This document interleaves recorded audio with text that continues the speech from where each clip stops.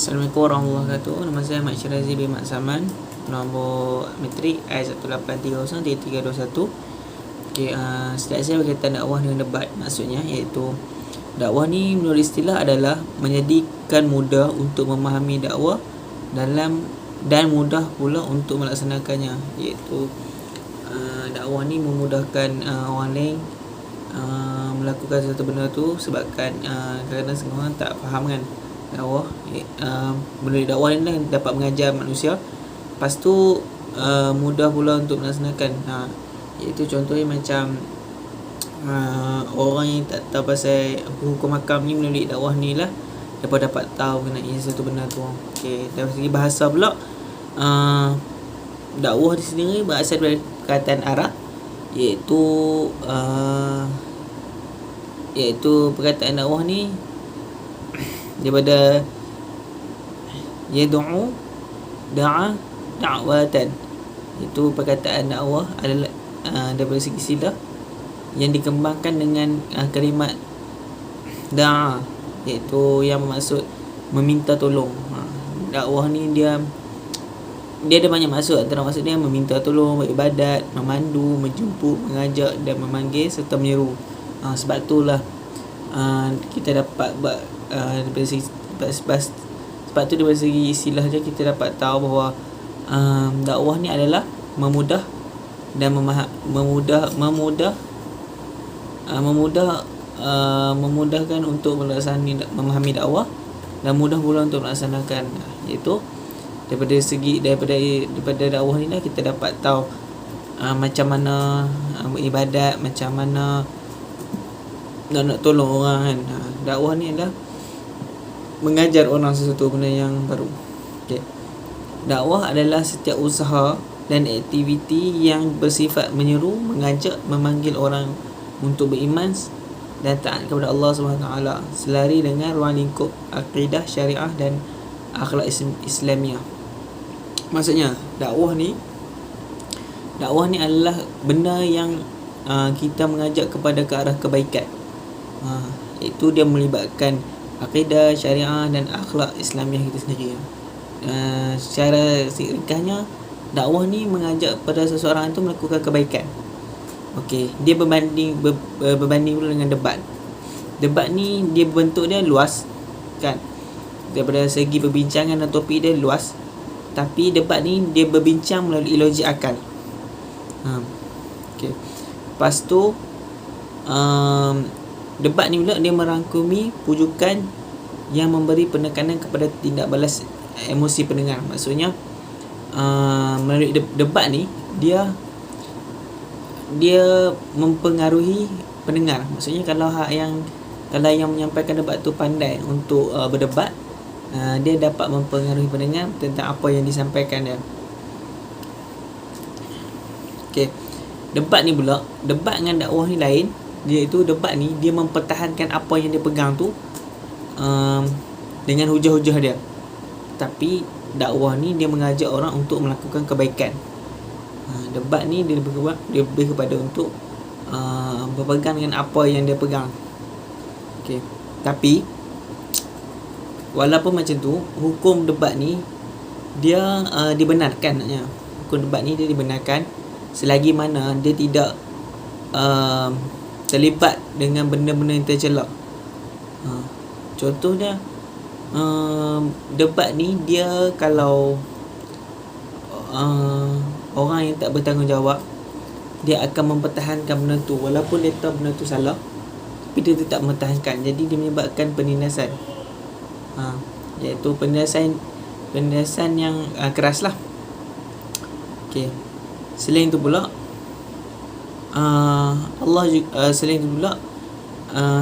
Allah pun tak suka kepada orang yang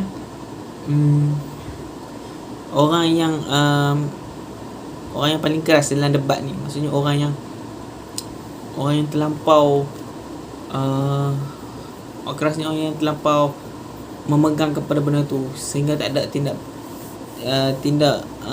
tindakan emosi yang stabil. Maksudnya benda tu walaupun benda tu tak betul, dia tetap mempertahankan. Hadis ada satu hadis yang yang bermaksud orang yang paling dibenci oleh Allah adalah orang yang paling keras debatnya. Okay, hadis ni riwayat Bukhari dan nombor rujukannya adalah hadis yang ke 4523. Okey, itu saja daripada saya. Terima kasih. Okay, Assalamualaikum warahmatullahi wabarakatuh. Okay, seterusnya kita akan melihat pada bahagian tokoh yang menggunakan metod dakwah metod debat dalam berdakwah. Okay,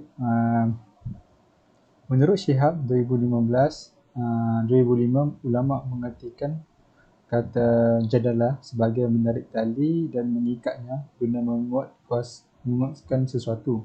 Jadi dalam kata yang lain, orang yang berdebat bagaikan menarik tali dengan ucapan untuk meyakinkan lawannya dengan menguatkan pendapatnya melalui argumentasi yang disampaikan. Tetapi kita sebagai seorang Muslim itu tidak harusnya suka mencari-cari perdebatan atau ingin terus ke dalam bidang perdebatan dalam setiap hal.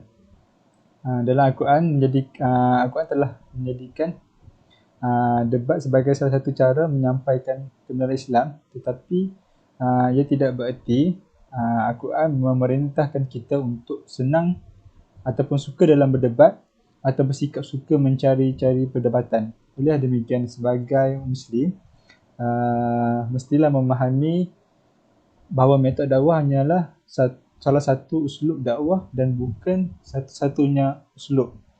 Okay.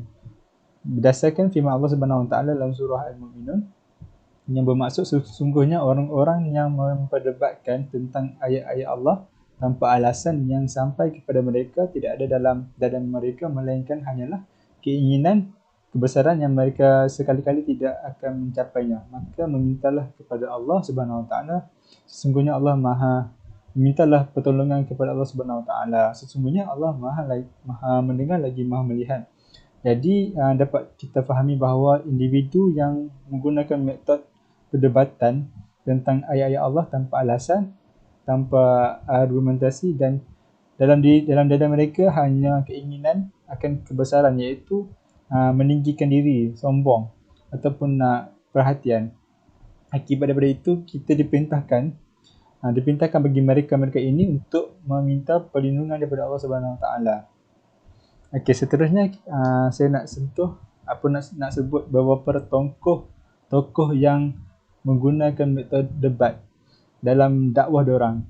Okey, yang pertama saya nak sebut tentang satu ulama yang terkenal, iaitu Nu'man bin Sabit yang lebih dikenali sebagai Imam Hanafi lah.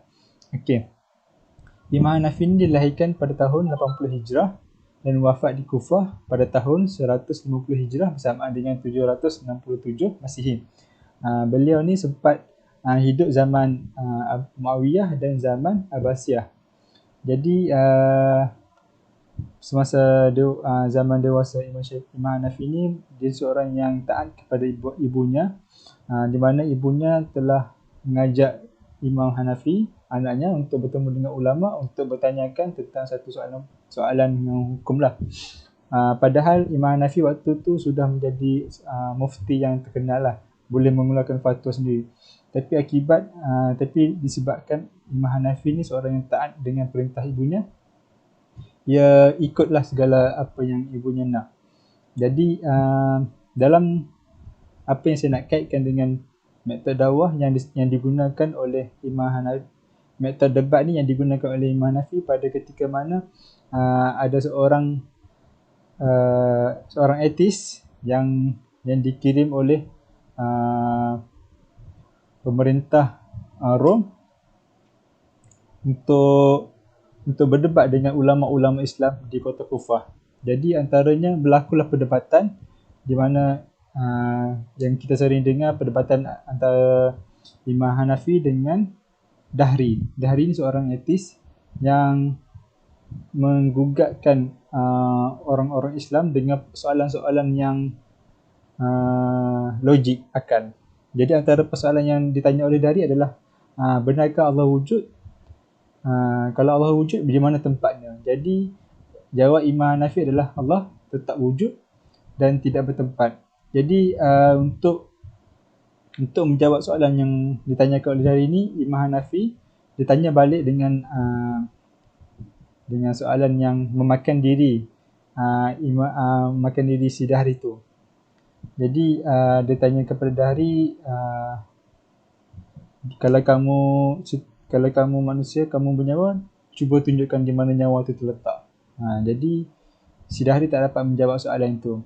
Jadi sehinggalah dalam perdebatan tu menang Imam Hanafi berjayalah mengalahkan si Dahri itu.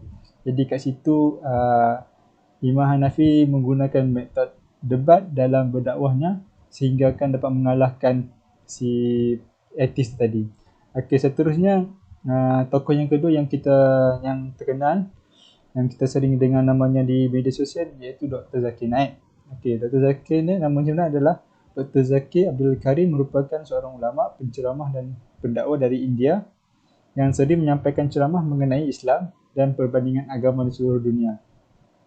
Okey, yang ni kita dah kenal bahawa Dr. Zakir Naik ni merupakan seorang pendakwah yang antara kelebihan beliau telah menghafal dan mempelajari pelbagai kitab-kitab daripada agama yang lain, dan sedia maklum beliau adalah pakar dalam perbandingan agama.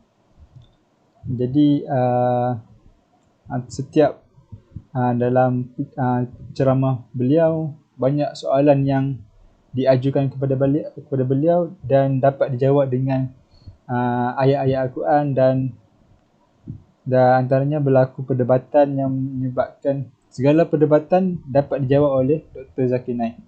Okey, seterusnya tokoh yang ketiga adalah guru kepada Dr. Zakir Naik, iaitu Syekh Ahmad Didat. Okey, Syekh Ahmad Didat ni beliau merupakan seorang pensyarah dan juga pemidato.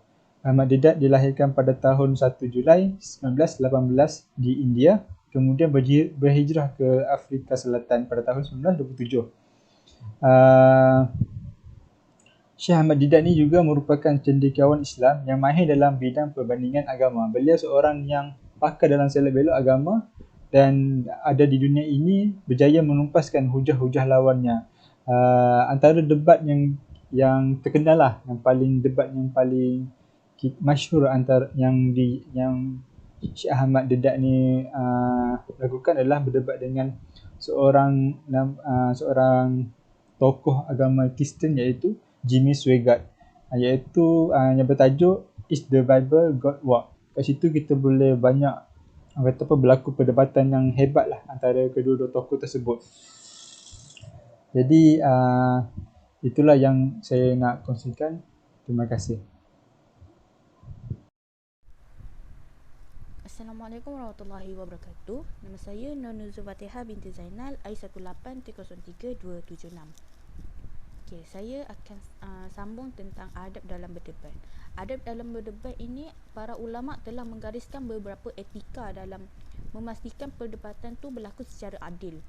Okey, para ulama seperti Syekh Abdul Rahman Habnaka Al-Maidani dan Syekh Ibn Taymiyah ada menyebut dalam kitabnya berkenaan adab berdebat. Antaranya yang pertama, niat yang benar bagi menolong kebenaran serta berdakwah kepada Allah, pada masa yang sama meninggalkan riak, sum'ah serta untuk memperolehi pangkat dan kemegahan. Yang kedua, bergantung kepada ilmu yang sahih hasil faedah dari Al-Quran dan As-Sunnah. Seseorang itu hendaklah mendahulukan nas naqli berbanding dengan ilmu akli serta cabang sangkaannya.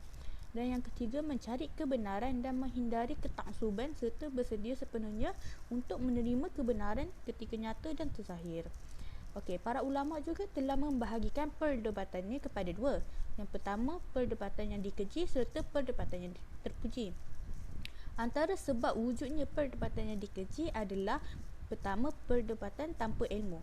Maksudnya di sini mereka melakukan perdebatan tanpa memberikan hujah daripada Al-Quran dan Sunnah, dan kebanyakannya ilmu yang dihujahkan itu adalah berdasarkan daripada pemikiran mereka sendiri, pendapat mereka sendiri. Yang kedua, perdebatan dengan taksub dan palsu semata-mata untuk memenangkan kebatilan selepas terzahirnya kebenaran. Walaupun dia tahu dia punya hujah tu adalah salah, tapi dia masih nak menangkan lagi hujah dia. Itu adalah perdebatan yang tergolong dalam perdebatan yang dikeji. Manakala Perdebatan yang terpuji adalah benar dan merupakan nasihat daripada agama, seperti disebut dalam firman Allah Subhanahu Wa Taala dalam surah Al-Nahl ayat 125 yang bermaksud, serulah ke jalan Tuhanmu wahai Muhammad dengan hikmah kebijaksanaan dan nasihat pengajaran yang baik, dan berbahaslah dengan mereka yang engkau serukan itu dengan cara yang lebih baik. Maksudnya di sini, yang pertama, hendaklah pendebat itu menghiasi diri dengan akhlak Islam yang tinggi ketika melakukan perdebatan dengan ucapan yang manis, jauh daripada sifat mazmumah seperti cercaan dan melukakan maruah, menghina dan mengejek serta merendahkan orang lain dan pandangan mereka. Yang kedua, beriltizam ketika berdebat dengan kaedah mantik, iaitu akal fikiran yang sempurna tanpa campur aduk dengan hujah dan bergantung kepada fakta yang salah dan menyeleweng. Yang ketiga, menzahirkan penerimaan dengan isu-isu yang telah diterima dan disepakati oleh dua pihak. Begitu juga menerima natijah ataupun keputusan dan rumusan yang telah sampai kepada dalil-dalil qat'i seterusnya. Yang keempat, kembali kepada gaya perdebatan yang dipuji ketika perlu berusaha ke arah itu. Pendebat juga wajar menjarakkannya daripada perdebatan yang dikeji yang boleh menyebabkan seseorang berjiwa keras semasa perdebatan. Maksud berjiwa keras kat sini apabila dalam satu perdebatan tu akan ada wujudnya antara mereka perasaan keras hati yang di mana mereka rasa ingin menang dan hujah mereka tu diterima oleh semua orang. Okey, seterusnya kita masuk kepada konsep debat. Menurut Syekh Muhammad Abu Zahra, terdapat 3 konsep perdebatan dalam Islam. Yang pertama, Al-Munazarah. Al-Munazarah ni adalah bertujuan untuk mencapai kebenaran berhubung tajuk yang diperselisihkan pandangan oleh mereka yang berbincang tentangnya. Yang kedua, Al-Jadal. Al-Jadal ni tujuannya untuk menekan pihak lawan dan mengalahkannya pada peringkat menentukan dalil untuk menetapkan sesuatu keputusan bagi yang ditunjukkan, iaitu istidlal. Yang ketiga, Al-Mukabbarah. Mukabbarah ni tujuannya bukan untuk mengalahkan pihak lawan maupun mencapai kebenaran, tetapi untuk mengalih topik, populariti atau semata-mata kerana hajat tertentu atau tujuan-tujuan lain yang tidak akan membantu kepada kebenaran walaupun sedikit. Okey, berdasarkan konsep debat tadi, kat sini menunjukkan bahawa perdebatan ni memerlukan sejumlah ilmu pengetahuan dan pengalaman yang berhubung isu yang hendak didebatkan atau dibincangkan dengan memahami intipati topik. Okey. Dan titik perselisihan dan akhirnya ditentukan sehingga jawapan menunjukkan kepada natijah yang sebenar. Okay, bismillahirrahmanirrahim. Nama saya Nur Amira binti Muhammad Nur, nometri I20204783. Okay, seterusnya saya akan menyambung perbentangan daripada sahabat saya dan saya akan masuk metod untuk menarik perhatian sasaran dakwah. Okay, jadi apa itu metod? Metod ialah cara yang digunakan oleh pendakwah dalam dakwahnya supaya dapat menarik perhatian sasaran dakwah ni dan menerima apa yang disampaikannya itu dengan jelas dan baik. Okay, jadi metod dan uslub ni merupakan perkara yang berbeza tetapi sangat berkait rapat. Jadi dalam berdakwah amat penting untuk seorang pendakwah tu mengetahui dan mempelajari, mempelbagaikan metod dalam berdakwah supaya mampu untuk menarik sasaran dakwah, sebab motif utama dakwah itu sendiri untuk menarik sasaran dakwah supaya dapat terima dan menjadikan sasaran itu seorang yang lebih baik melalui dakwah yang dibawa itu. Okay, jadi Allah Subhanahu Wa Taala sangat menggalakkan umatnya supaya mempelbagaikan cara ataupun metod dalam berdakwah dan berdakwahlah dengan penuh hikmah. Seperti mana Allah Subhanahu Wa Taala berfirman dalam surah An-Nahl ayat 125, A'udzubillahi minasyaitonirrajim. Ud'u ila sabili rabbika bil hikmati wal mau'izatil hasanah wajadilhum billati hiya ahsan.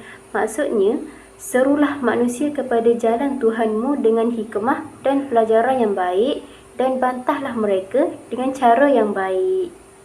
Okey, jadi saya akan bawakan 5 metod untuk menarik sasaran dakwah yang mana boleh digunakan oleh seorang pendakwah. Okey, yang pertama ialah berdakwah melalui media massa ataupun media sosial. Jadi pada zaman yang serba canggih ni, media massa ni merupakan sesuatu yang penting bagi semua individu. Jadi sebagai seorang pendakwah di zaman moden, perlu memanfaatkan media massa ni untuk menyampaikan dakwahnya. Macam mana? Sebab apa? Sebabnya media massa ni disasarkan kepada pelbagai aras golongan, terutamanya golongan remaja yang setiap hari menghabiskan masa dengan melayari internet untuk melihat hiburan, game dan sebagainya. Jadi alangkah baiknya jika masa yang diluangkan di media massa itu digunakan untuk menonton rancangan dakwah yang bermanfaat untuk diri mereka sendiri. Jadi kenapa pentingnya berdakwah kepada golongan remaja ni? Sebab mereka lah yang akan memegang tompok kepimpinan pada masa akan datang. Bukan tu je, dakwah melalui media massa ni mudah tersebar ataupun mudah disebarkan. Sebab apa? Sebab semuanya di hujung jari. Hanya tekan je, kita dapat kongsikan dalam beberapa platform seperti WhatsApp, Instagram, TikTok, Twitter dan sebagainya. Jadi dakwah ni boleh sampai kepada siapa sahaja yang menggunakan aplikasi tersebut ataupun media massa tersebut. Seterusnya, metod dakwah yang kedua ialah mendalami ilmu pengetahuan yang benar. Jadi sebagai seorang pendakwah, dia perlulah mendalami ilmu-ilmu pengetahuan, lebih-lebih lagi ilmu yang berkaitan dengan agama Islam. Sebab apa? Untuk memastikan seorang pendakwah ni dia dapat berdakwah dengan ilmu yang benar dan bukannya rekaan semata-mata yang mana boleh menyesatkan orang lain. Bukan itu sahaja, ilmu yang mencukupi juga menjadikan seorang pendakwah itu lebih mudah untuk menjawab persoalan yang dilemparkan oleh sasaran dakwah yang ingin mempelajari tentang ajaran Islam. Dan semestinya jawapan yang ingin dijawab kepada sasaran dakwah itu mestilah berdasarkan kepada Al-Quran dan As-Sunnah, kerana itu lebih benar dan meyakinkan. Jadi seperti yang kita tahu, tokoh-tokoh yang warok dan alim mengambil masa yang sangat panjang dalam mengkaji sesuatu hukum ataupun ilmu tersebut, dan sebahagian waktu mereka mempelajari mengenai adab untuk menuntut ilmu kerana mahu mendapatkan keberkatan dalam menuntut ilmu tu. Jadi dekat sini jelaslah bahawa amat penting untuk mendalami ilmu pengetahuan bagi seorang pendakwah itu sebelum dia nak sampaikan dakwah kepada orang lain, iaitu sasaran dakwah tu. Jadi seterusnya, metod dakwah yang ketiga ialah mengenal pasti sasaran dakwah. Macam mana? Sebagai seorang pendakwah ni, sebelum dia nak keluar berdakwah, dia perlu kenal pasti siapa sasaran dakwah dia dulu. Sebab apa?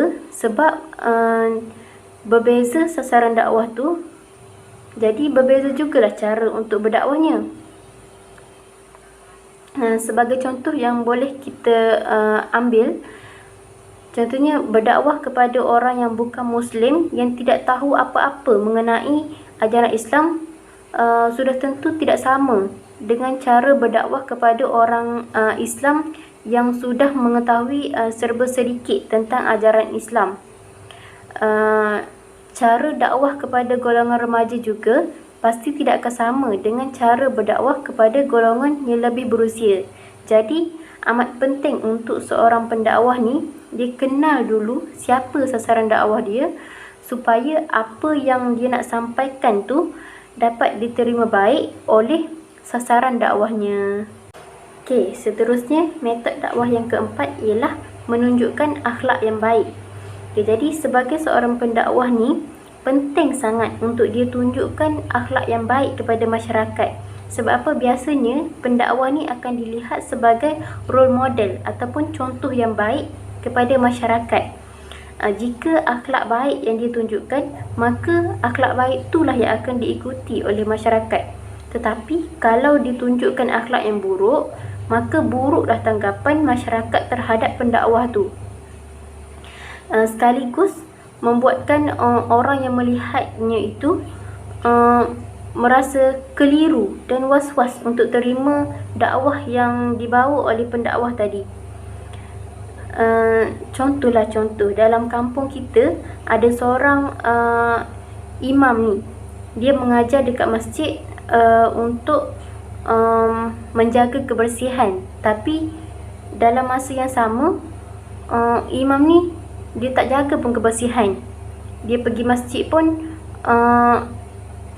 dengan bau yang tak menyenangkan, contohlah kan.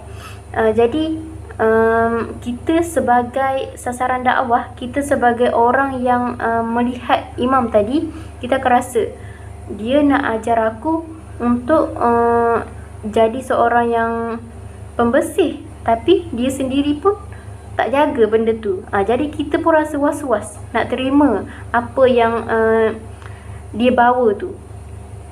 Okey, jadi contoh yang boleh kita lihat, Rasulullah ni seorang yang sangat berakhlak baik, sehingga kan orang sekelilingnya tertarik untuk masuk Islam hanya kerana akhlak baik yang ditunjukkan oleh baginda. Okey, jadi dekat sini jelaslah akhlak baik yang ditunjukkan oleh pendakwah itu mempengaruhi sasaran dakwah tu untuk tertarik dengan apa yang dibawakan oleh pendakwah tersebut.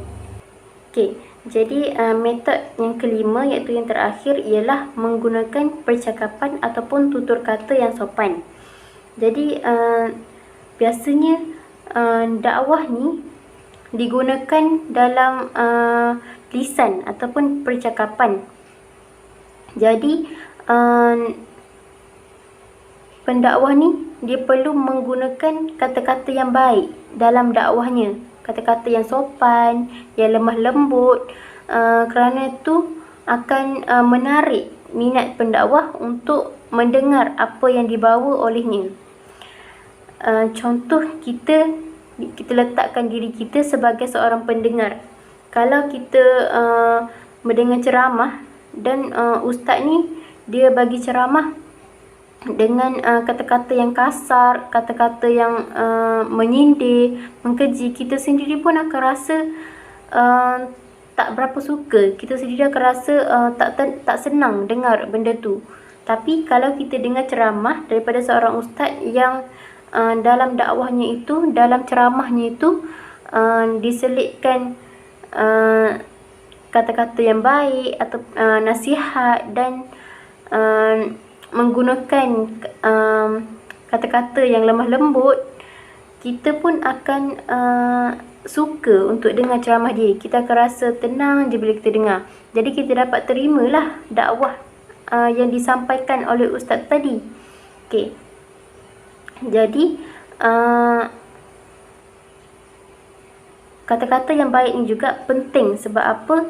Bila kita gunakan kata-kata yang baik dan sopan, kita dapat mengelakkan daripada mengguris hati pendengar, yang mana boleh menimbulkan aura negatif dalam diri pendengar tu terhadap kita sebagai seorang pendakwah. Dan sekaligus dia akan melihat agama Islam ni sebagai agama yang kasar dan membuatkan mereka tidak dapat menerima tu dengan baik.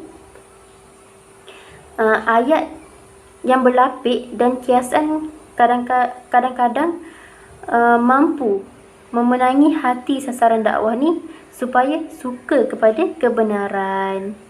Jadi amat penting kepada kita sebagai seorang pendakwah yang nak berdakwah kepada sasaran dakwah, supaya menggunakan percakapan ataupun tutur kata yang baik, supaya orang yang nak dengar apa yang kita nak sampaikan tu, dia orang dapat dengar dengan baik dan jelas.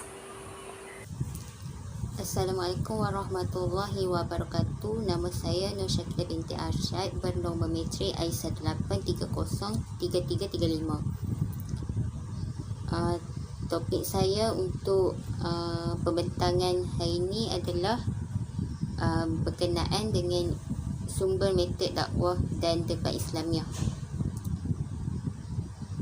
Dakwah Islamiah mempunyai dua komponen, isi atau pengajaran yang hendak disampaikan kepada sasaran dan cara untuk menyampaikan pengajaran tersebut. Berdasarkan kedudukan tersebut, maka metod adalah satu perkara yang penting dalam dakwah kerana metod merupakan cara bagaimana pengajaran yang disampaikan itu dapat mempengaruhi sasaran untuk menerimanya. Suatu pengajaran walaupun baik, susah untuk diterima oleh sasaran jika cara penyampaiannya tidak betul. Begitu juga dengan berdebat. Semasa seseorang pendakwa itu mahu berdebat, maka berdebatlah dengan berhikmah dan membuktikan sesuatu itu berlandaskan syariat agama Islam. Sumber metod dakwah itu datangnya daripada Al-Quran, Al-Sunnah, perjalanan hidup tokoh-tokoh terdahulu, ijtihad ahli fiqh serta pengalaman maupun percubaan. Namun sumber utama metod dakwah adalah daripada Al-Quran, Al-Sunnah serta pengalaman berdasarkan keadaan sasaran. Ada tiga metod yang perlu kita lihat, iaitu pertama Al-Quran, Al-Sunnah dan pengalaman berdasarkan keadaan sasaran.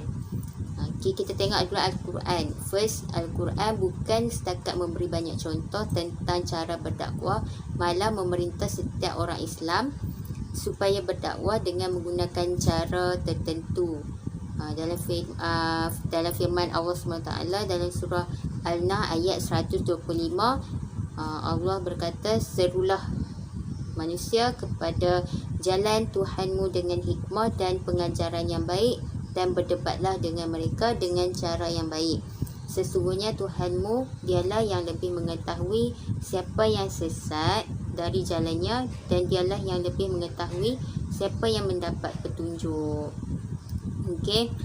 Yang kedua, Al-Sunnah. Dalam Al-Sunnah juga terdapat banyak contoh-contoh metod dakwah. Kalau kita tengok sepanjang hidup Nabi Muhammad SAW, metod-metod dakwah ni baginda dah gunakan untuk berdakwah lah. Macam kita contohnya dia Nabi baginda telah memperkenalkan Islam kepada orang-orang tertentu yang ada harapan akan menerima Islam untuk mempercepatkan Islam tu. Faham tak? Lepas tu baginda pun mengembangkan Islam tu pada peringkat permulaan dengan cara senyap-senyap. Yang ketiga, pengalaman daripada keadaan sasaran. Pengalaman yang dilalui oleh seseorang semasa berdakwah daripada keadaan sasaran yang bermacam-macam boleh menjadi sumber kepada pembentukan metod dakwah.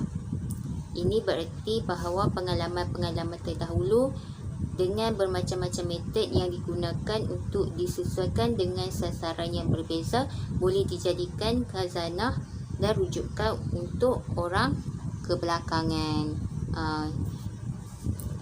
Kalau kita tengok sekarang, pendakwah yang sekarang ni pun gunakan metod-metod yang Nabi Muhammad SAW gunakan dulu.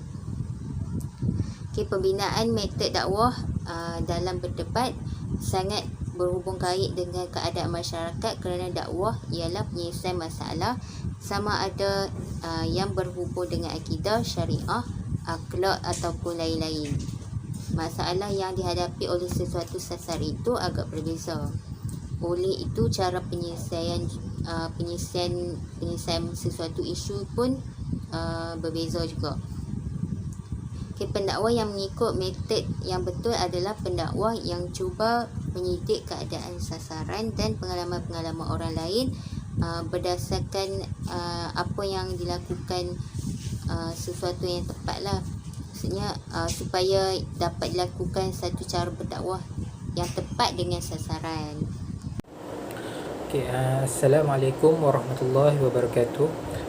Nama saya Izzuddin bin Muhammad Razi daripada kumpulan 5. Saya akan bentangkan pada bahagian uslub dakwah.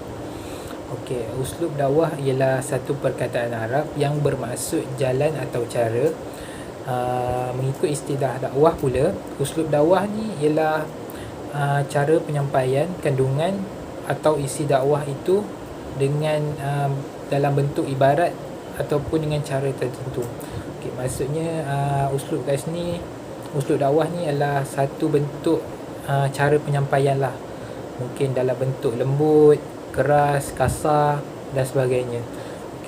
Uslub dakwah ni juga terbahagi kepada 3 bahagian, iaitu uslub al-hikmah, uslub al-mau'izah al-hasanah dan uslub al-mujadalah.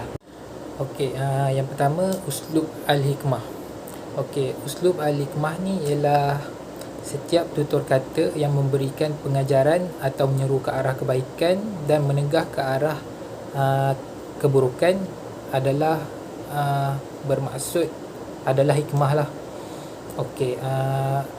Uslub al-hikmah ni dia ada 3 pecahan pula. Yang pertama uslub al-ilmu wal ma'arif, iaitu pendekatan menggunakan ilmu dan pengetahuan lah. Sebagai contohnya yang mengutamakan pendekatan akademik yang berteraskan ilmu pengetahuan dan yang mendalam dengan merujuk pada sumber kenyataan yang diutarakan lah. Sebagai contoh, kalau kita berdebat dengan orang yang bukan Islam kan, orang yang bukan Islam tanya mengenai kenapa orang Islam tidak kenapa Allah menciptakan khinzir lah. Sebagai contohnya, Allah menciptakan khinzir tapi tidak boleh dimakan. Kalau macam ni kita nak jawab? Cara kita jawab dia mungkin kita boleh bagi, kalau tak ada haiwan khinzir tu tapi disebut sebagai haram dan tidak boleh dimakan, kita tak tahu bentuk dia macam mana. Oleh sebab itu Allah menciptakan haiwan tersebut juga sebagai menunjukkan haiwan tu wujud dan bentuk dia macam ni. Jadi kita tahu. Apabila kita tahu tu, kita tak akan makan. Jadi itulah contoh uslub bagi pendekatan ilmu pengetahuan yang untuk kita berdebat.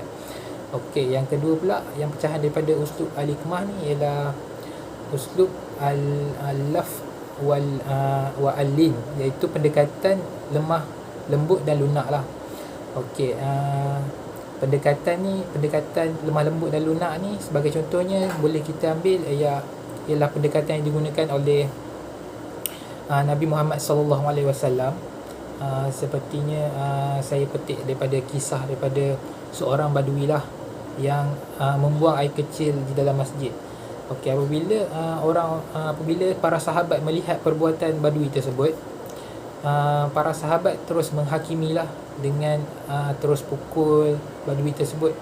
Akan tetapi Nabi Muhammad ni, dia nampak perbuatan tersebut, dia datang dan leraikan perbuatan tersebut, dan dia bagi nasihat dekat bagi penerangan dekat badui tersebut bahawa kat dalam masjid ni bukan tempat untuk kamu buang air kecil, tapi masjid ni adalah tempat untuk berdoa, berzikir dan bermunajat.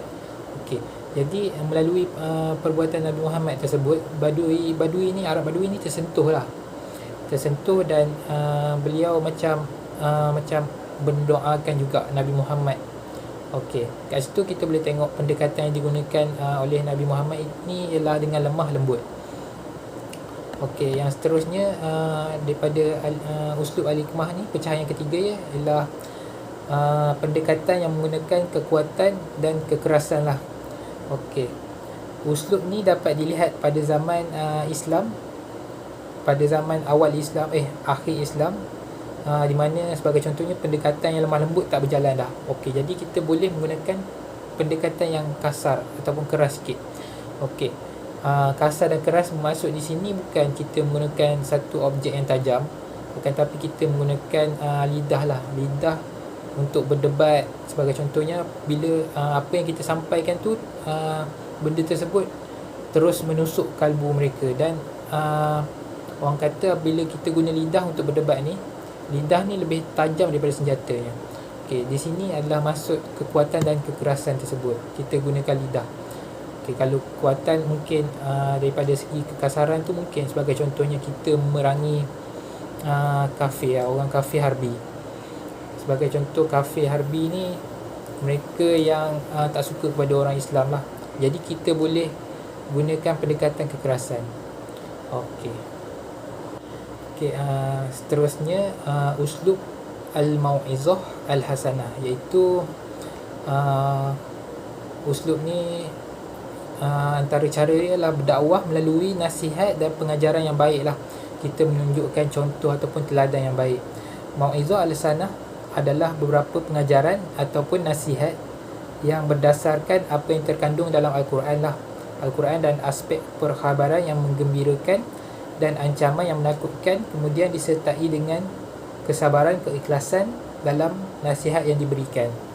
Okey, maksudnya kat sini kita boleh menceritakan kisah-kisah yang terkandung dalam Al-Quran, dan dalam kisah tersebut diselitkan dengan tauladan serta ancaman lah bagi mereka yang mengingkari arahan lah ataupun suruhan daripada Allah Subhanahu Wa Taala. Okey, itu adalah al-mau'izah hasanah lah. Okey, uslub yang seterusnya ialah uslub al-mujaddalah, iaitu uslub ni berfokus kepada perdebatan ataupun perbahasan jalan penyelesaian bagi dua belah pihak yang bersisi untuk menegakkan kebenaran dan menolak kebatilan lah. Okey. Jadinya uslub al-mujaddalah ni kita lebih kepada menggunakan hujah yang bernas dan nyata lah. Kita macam untuk berdakwah tu kita menggunakan debat sebagai contohnya, kaedah debat, kaedah hujah untuk melawan ataupun menangkal lah kebatilan daripada orang-orang kafir. Okey, itu saja daripada saya. Sekian, terima kasih. Assalamualaikum warahmatullahi wabarakatuh.